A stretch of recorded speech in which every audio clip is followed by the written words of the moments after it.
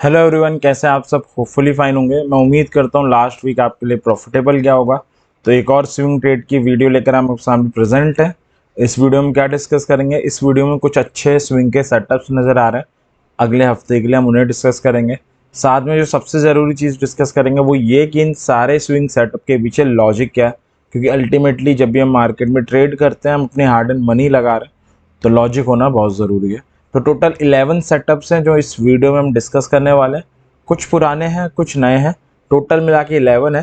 तो एक एक करके आइए इन सेटअप्स को डिस्कस करते हैं और इनके पीछे के लॉजिक को जानने का ट्राई करते हैं। ठीक है, तो स्टार्ट करते हैं मारुति से। मारुति को लास्ट वीक रिकमेंड किया गया था। क्यों रिकमेंड किया गया था? शेयर का एक इम्पॉर्टेंट लेवल था 9750 का, और उसको रसिस्ट कर रहा था, हर्डल की तरह काम कर रहा था शेयर के लिए। और 9750 का इसलिए स्टॉप लॉस दिया था डेली क्लोजिंग बेसिस का। 9500 के आसपास ईएमए आ रहा था, 13 ईएमए, जो हम बार बार हर वीडियो में देख रहे हैं कि अगर स्टॉक ट्रेंडिंग में हो जाता है तो उसे बड़ा स्ट्रांगली फॉलो करता है। और एग्जैक्ट अपना टारगेट अचीव किया है शेयर ने, 9490 का लो बनाया है, 13 ईएमए को सेव किया है, बुलिश हरामी काइंड ऑफ कैंडल बनाई है और बाउंस बैक करना स्टार्ट हो गया है। तो जिन्होंने ये ट्रेड ली थी होपफुली उन्होंने अपना प्रॉफिट बुक कर लिया होगा। एग्जैक्ट एंट्री थी और हमारा टारगेट भी अचीव हो गया था। एंट्री के लिए कोई ट्रिगर भी नहीं दिया गया था, क्योंकि कोई ट्रिगर की ज़रूरत भी नहीं थी। तो उम्मीद करता हूँ आपने ये ट्रेड ली होगी और एक डिसेंट प्रॉफिट बुक किया होगा। अब हम चलते हैं अगले सेटअप पे। अगला सेटअप पॉली कैप था। ये भी लास्ट हफ्ते रिकमेंड किया गया था। क्यों? रीज़न आपके सामने है, शेयर बड़ा ही स्ट्रॉन्ग है, 13 ईएमए को बड़ा स्ट्रांगली सपोर्ट दे रहा है। 3500 का एक इम्पॉर्टेंट लेवल था, उसको ब्रेक करके स्टेन करके बंद हुआ था, दैट्स वाई रिकमेंड किया गया था। और 3600 और 3750 के दो टारगेट थे। स्टॉप लॉस 3480 का था। इस हफ्ते का अगर हम हाई देखें वो लगा है 3607 का। तो जो फर्स्ट टारगेट है वो सक्सेसफुली अचीव हो गया।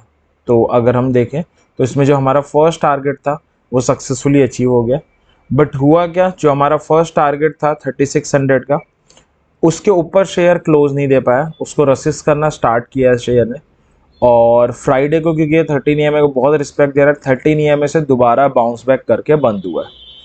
तो अगर आपने पहले टारगेट पे प्रॉफिट बुक कर लिया, इट्स अ गुड थिंग। नहीं किया है, आप सेकंड टारगेट का इंतजार कर रहे थे, तो अच्छी बात यह है कि स्टिल 13 ईएमए को रिस्पेक्ट दे रहा है, 13 ईएमए को सपोर्ट ले रहा है। तो चांसेस मैक्सिमम है कि 3600 का ब्रेकआउट हो जाएगा।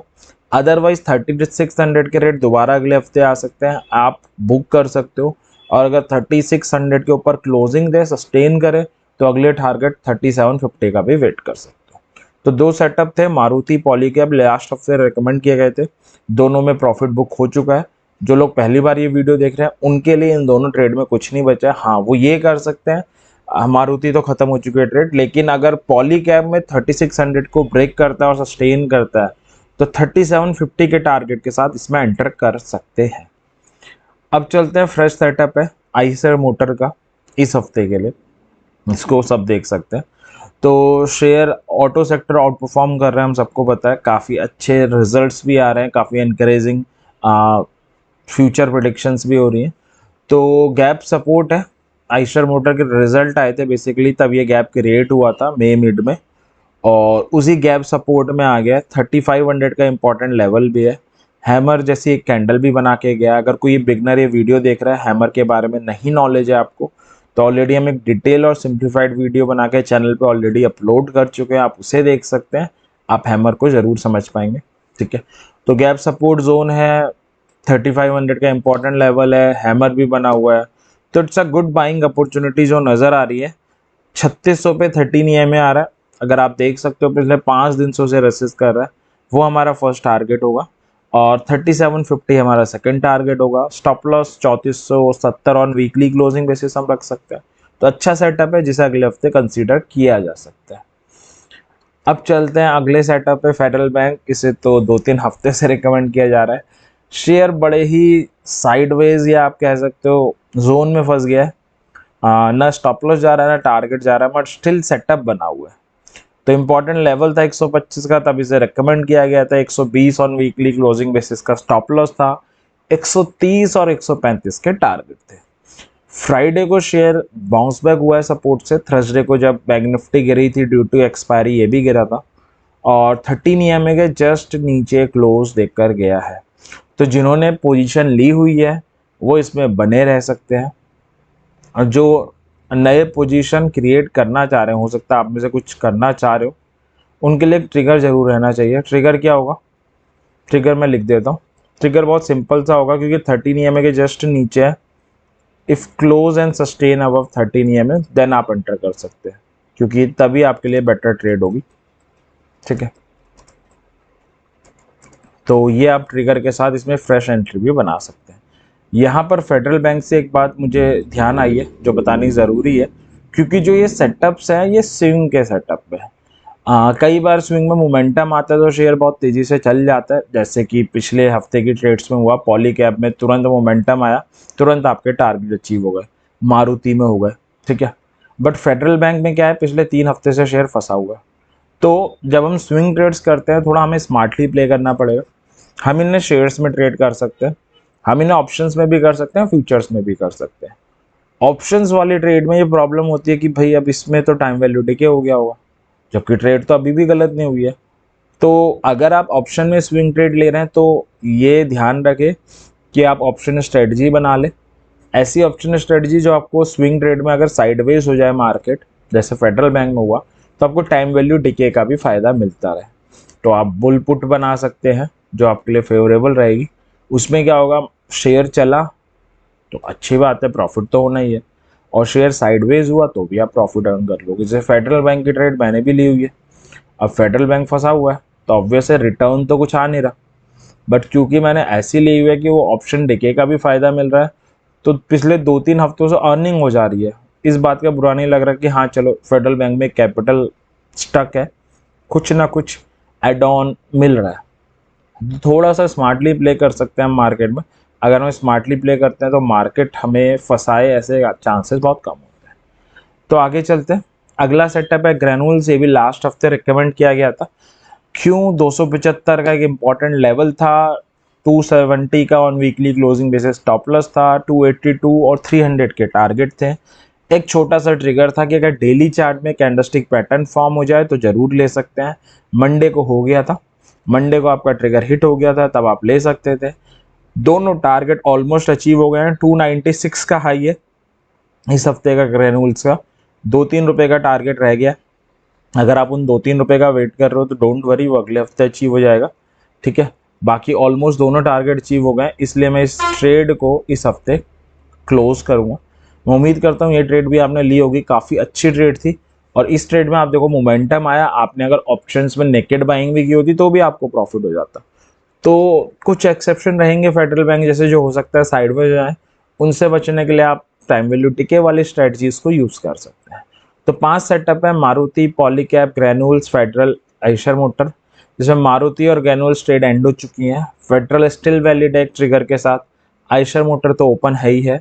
पॉलीकैब में भी 3600 का ब्रेकआउट हो तो 3750 के लिए एक फ्रेश पोजीशन क्रिएट की जा सकती है। अब अगले सेटअप की तरफ बढ़ते हैं जो है कोटक बैंक का। ये भी इस हफ्ते का नया सेटअप है, ऑलमोस्ट आइडेंटिकल सेटअप है आइशर मोटर की तरह, क्योंकि इसमें भी गैप सपोर्ट जोन आ रहा है। 1850 का एक इंपॉर्टेंट लेवल आ रहा है, उस पे शेयर ऑलमोस्ट अब पियर्सिंग पैटर्न बना के गया हुआ है, तो बाय कर सकता है। 13 या 1889 will be our first target and 1900 will be second target. 1825 on weekly closing basis का हम स्टॉप लॉस ले सकते हैं। तो एक फ्रेश सेटअप है, अच्छा सेटअप है, इसको भी हम कंसीडर कर सकते हैं। बैंक निफ्टी अगर चलती है जैसे कि उम्मीदें हैं तो ये भी अच्छी ट्रेड साबित हो सकती है।